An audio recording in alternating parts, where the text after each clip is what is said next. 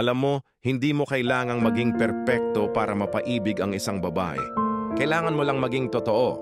Una, maging ikaw lang. Huwag mong baguhin ang sarili mo para lang magustuhan ka niya. Mas naa-appreciate ng babae ang lalaking totoo kaysa sa nagpapanggap. Pangalawa, makinig ka. Hindi lang basta oo o tango, kundi yung talagang iniintindi mo kung ano ang sinasabi niya. Kapag naramdaman niyang interesado ka sa kwento niya, doon siya unti-unting napapalapit. Pangatlo, ipakita mo ang respeto. Respeto sa oras niya, sa desisyon niya, at sa sarili niya.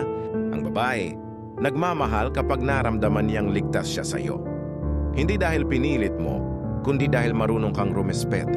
Pangapat, maging maayos. Hindi kailangan gwapo. Basta malinis, mabango, at may disiplina sa sarili. Yan ang mga bagay na hindi kailanman naluluma. At higit sa lahat, maging consistent. Kung mabait ka ngayon, dapat mabait ka rin bukas. Ang puso ng babae, hindi mo kailangang ligawan araw-araw. Kailangan mo lang patunayan na karapat-dapat ka.